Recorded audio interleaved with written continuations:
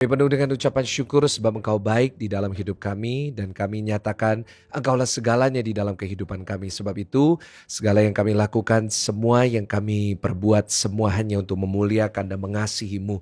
Pakai hamba-Mu hari ini untuk menyampaikan isi hati-Mu bagi setiap jemaat-Mu, biar setiap kami bisa mengerti apa yang Tuhan mau. Urapi hamba-Mu, urapi jemaat-Mu. Dalam nama Tuhan Yesus yang siap untuk mendengar firman Tuhan, sama-sama dengan saya kita mau katakan amin. Puji Tuhan. Selamat pagi, shalom Bapak Ibu Saudara. Boleh sama-sama tulis di live chat, Tuhan Yesus dahsyat, puji Tuhan.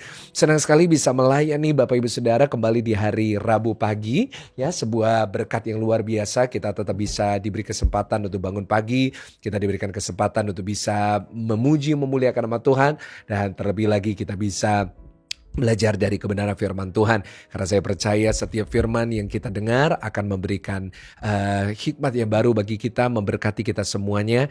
Dan pertolongan Tuhan pasti nyata di dalam kehidupan kita. Mari Bapak Ibu, kita buka Alkitab kita bersama-sama. Kita mau baca sama-sama dari Lukas pasal yang ke-6. Kita mau lanjut dari kemarin, apa yang sudah kita pelajari. Kemarin kita sudah belajar tentang ucapan bahagia. Hari ini kita mau belajar dari peringatan-peringatan yang Tuhan Yesus berikan kepada jemaat pada saat itu. Dan menjadi juga peringatan bagi setiap kita pada pagi hari ini ya. Jangan lupa minggu besok kita tetap ibadah. Besok malam kita ada ibadah doa malam Bapak Ibu Saudara ya. Jangan lupa nanti malam juga ada di Tunjungan Plaza. Besok malam ada dilayani oleh Bapak Pendeta Roni Daud Simeon. Kita akan worship night. Saudara tahu bahwa Pastor Roni adalah seorang penyembah yang dipakai Tuhan luar biasa. Dan saya percaya saudara akan diberkati nanti malam di Tunjungan Plaza bagi jemaat Tunjungan Plaza. Dan saya percaya saudara semua akan diberkati besok malam juga di Pakuwon Mall.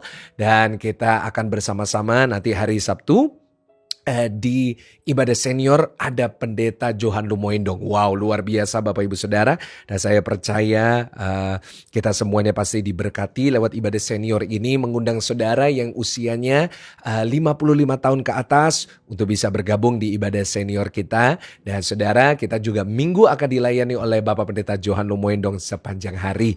Dan saya akan kembali melayani nanti di Jumat Agung dan Paskah. Wow, Bapak Ibu, saya nggak sabar karena ada Ruth Sahanaya, ada Andi Ambarita, dan saya lebih gak sabar lagi karena di akhir bulan nanti saya akan hadir di Singapura. Ya, mengajak semua jemaat yang di Singapura, jemaat GSJS, jemaat doa pagi, dimanapun saudara berada bisa bergabung nanti. Minggu tanggal, kalau nggak salah minggu itu tanggal 27 saya akan ada di City Harvest Indonesian Service dan saya mau bertemu dengan semua jemaat doa pagi di sana. Saya mau mendoakan saudara, saya mau bertemu, mau fellowship bersama dengan saudara, dan saya percaya kita semuanya diberkati Tuhan.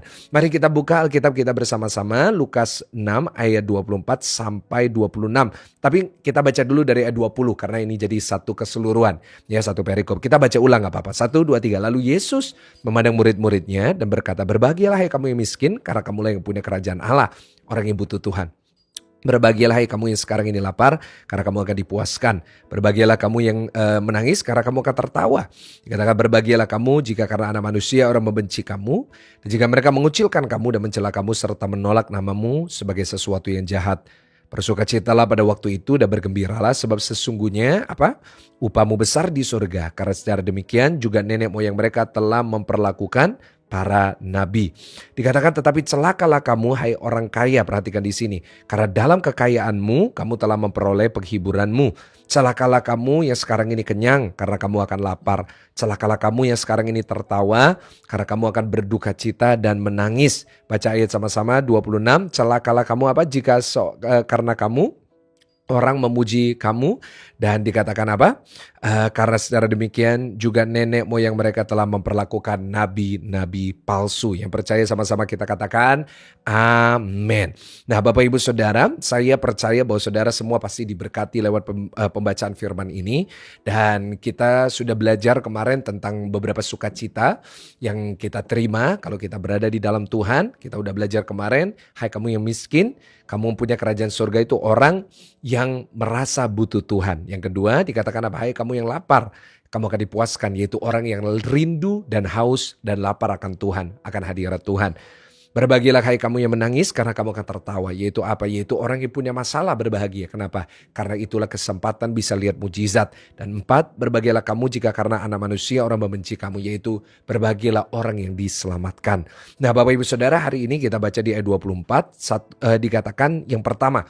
Ya, ini beberapa ucapan peringatan untuk kita. Tetapi celakalah kamu, hai kamu yang kaya. Karena dalam kekayaanmu kamu telah memperoleh apa Bapak Ibu Saudara? Penghiburanmu.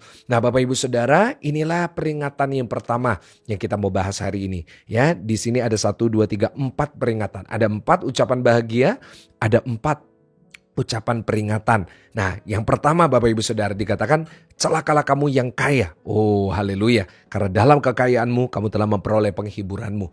Jadi orang kaya disuruh hati-hati. Ya, yang namanya orang kaya disebut orang-orang yang celaka. Kembali seperti yang saya sampaikan kemarin, bukan berarti orang kaya semuanya celaka. Ya, ini hanya pengelompokan karena banyak orang kaya hidupnya seperti itu. Yaitu apa? Yaitu orang yang mencari hiburannya di luar Tuhan.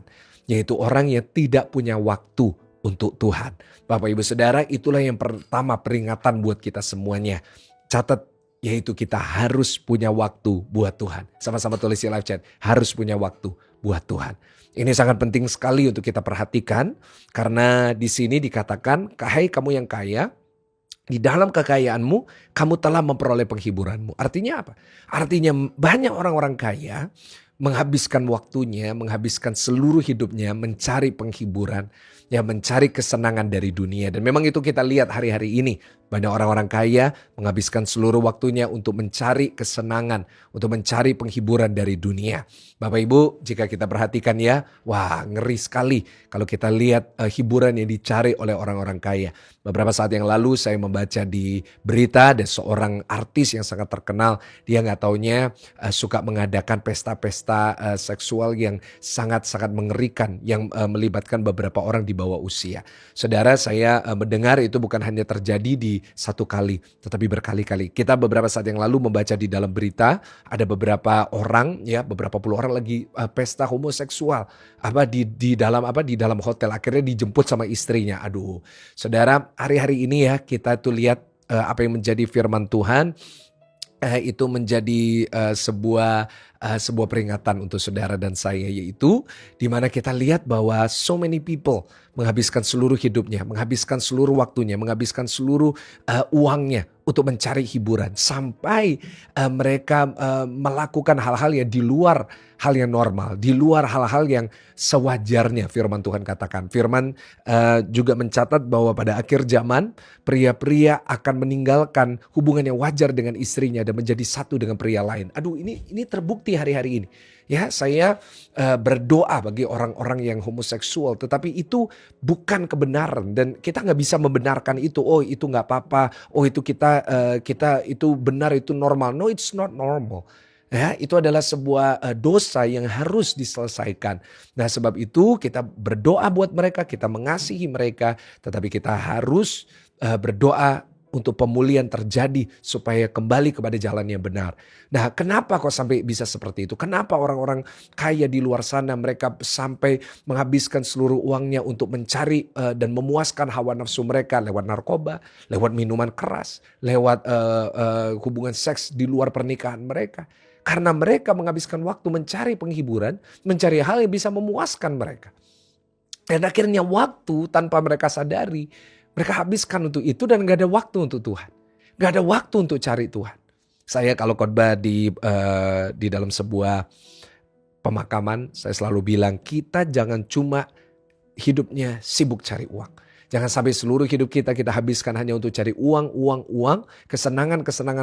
Dan pada akhirnya kita kehabisan waktu dan akhirnya kita kembali ke rumah Bapa. Ya, dan kalau kita nggak hati-hati, kita nggak pernah cari Tuhan, kita nggak percaya Tuhan, kita nggak ke rumah Bapa, Bapak Ibu Saudara, tetapi kita akan menghadapi penghakiman pada akhirnya. Di mana akan ditentukan apakah saudara masuk surga atau masuk neraka. Dan tanpa Tuhan Yesus kita nggak ada jaminan apa-apa dan tidak mungkin seseorang bisa masuk ke dalam kerajaan surga. Sebab itu hari ini Bapak Ibu kita harus merenungkan kembali.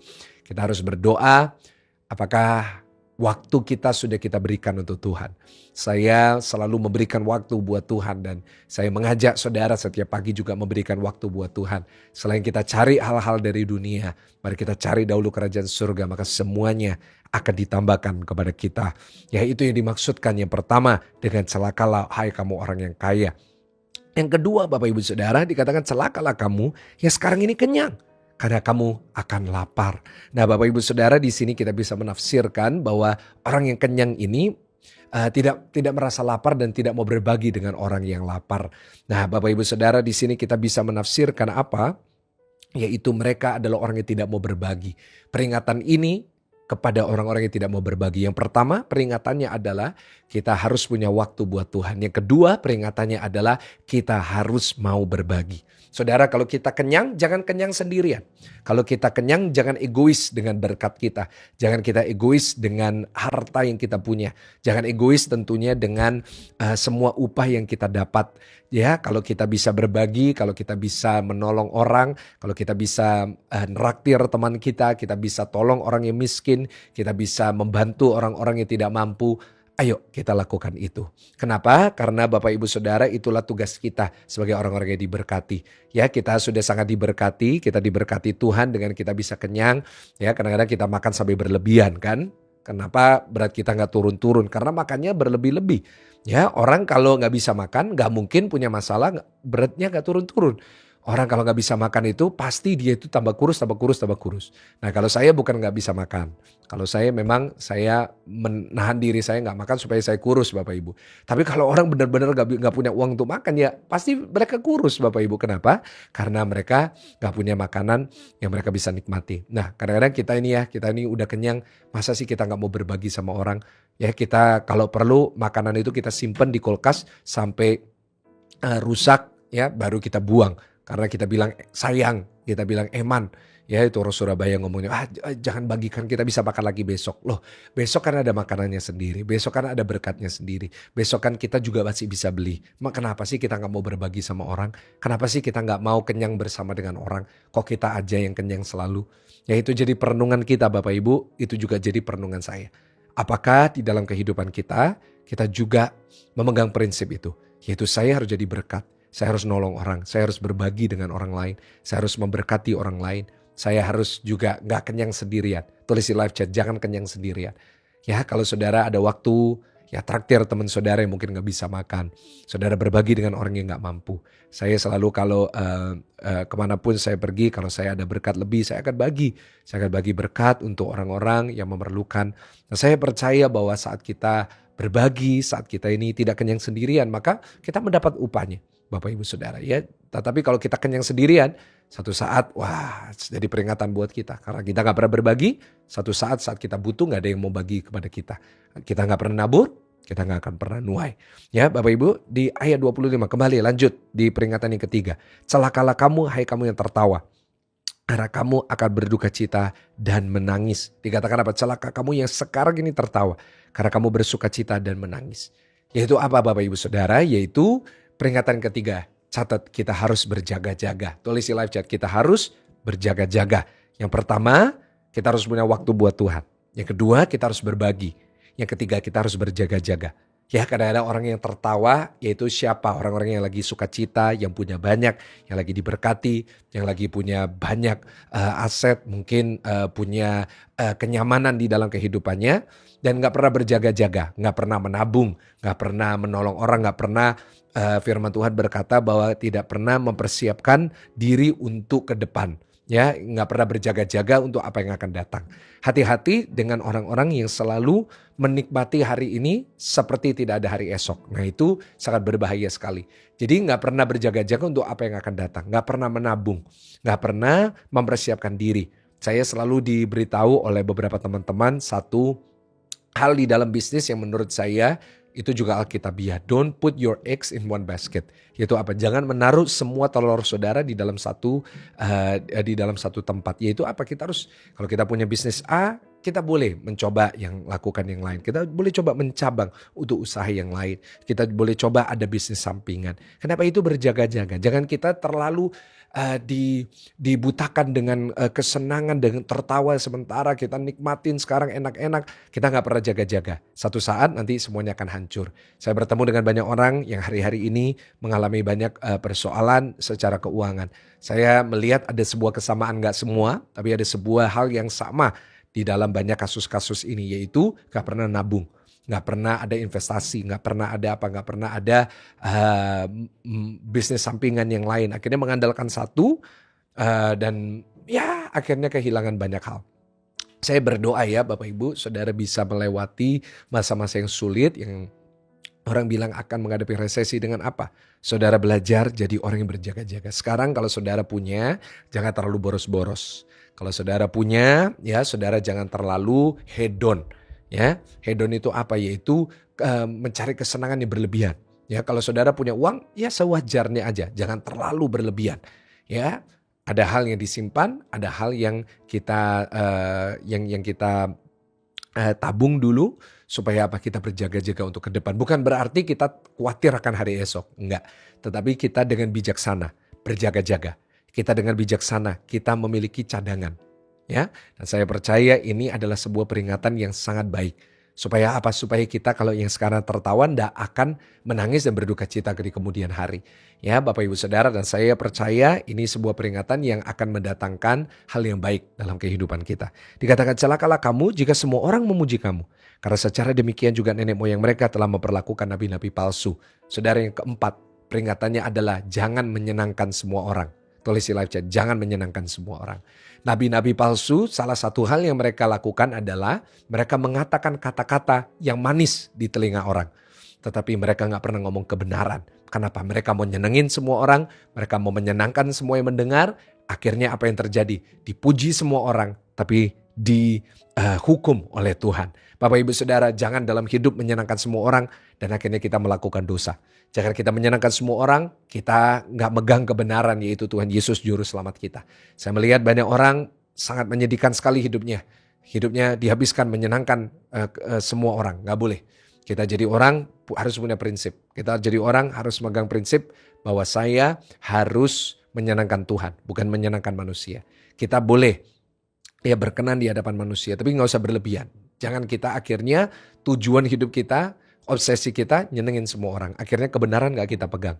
Akhirnya kita diajak ke pesta, kita minum mabuk hanya untuk menyenangkan semua orang. Oh Pak, semua melakukan, masa saya gak melakukan? Nah itu gak boleh. Akhirnya apa yang terjadi? Kalau saudara mau menyenangkan orang, nanti akhirnya saudara merugikan diri saudara sendiri. Ya, kita sebagai hamba Tuhan, saya sebagai pendeta, saya harus ngomong kebenaran. Ya, bukan cuma khotbah yang menyenangkan jemaat. Boleh sekali-sekali ada guyon, ada yang enteng, tapi saya harus ngomong kebenaran, saya harus menegur, saya harus menyampaikan firman yang keras, makanan keras itu Bapak Ibu, bukan susu terus. Kenapa? Supaya jemaat bertumbuh. Kalau enggak nanti Tuhan yang marah sama saya.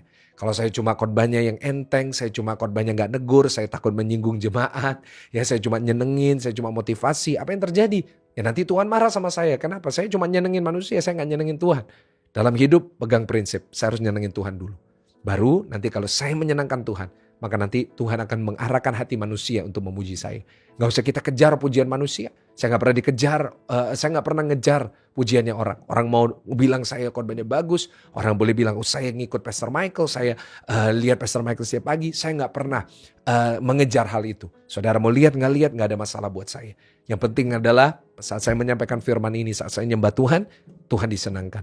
Dan kalau kita semua bisa megang prinsip itu, saya yakin semuanya pasti lebih baik. Ya, yang percaya sama-sama kita katakan amin. 4 peringatan ini kita pegang dalam hidup kita. Saya ulangi sekali lagi. Yang pertama, yaitu kita harus punya waktu buat Tuhan. Yang kedua, jangan lupa kita harus berbagi, jangan cuma kenyang sendirian. Yang ketiga, kita harus berjaga-jaga, jangan sampai kita tertawa sekarang, lalu kemudian hari kita akan berduka cita. Biarlah saat kita berjaga-jaga, kita bisa tertawa terus. Dan yang keempat, Bapak Ibu Saudara, kita belajar bahwa kita nggak perlu menyenangkan semua orang. Nah Bapak Ibu Saudara, saya percaya dengan peringatan-peringatan ini dapat menjadi berkat, menjadi teguran untuk kita, ngingetin kita supaya hidup kita berkenan di hadapan Tuhan. Kita berdoa. Kami bersyukur untuk firman hari ini, biar yang sudah tertabur di dalam hati kami berbuah dengan lebat. Dalam nama Tuhan Yesus, berkat dari Allah Bapa, Allah Putra, Allah Roh Kudus memberkati jemaat Tuhan mulai hari ini sampai selamanya. Haleluya. Yang sudah diberkati sama-sama katakan amin. Puji Tuhan Bapak Ibu Saudara, jangan lupa share ke teman-teman saudara. Nanti malam ada Bapak Pendeta Roni Daud Simeon di TP, besok malam di Pakuwon Mall, dan hari Sabtu ada ibadah senior, hari Minggu ada ibadah raya. Saya percaya saudara diberkati. Tuhan Yesus menyertai memberkati saudara. Selamat beraktivitas, selamat bekerja. Saya percaya penyertaan Tuhan selalu ada buat saudara. God bless you. Haleluya. Amin.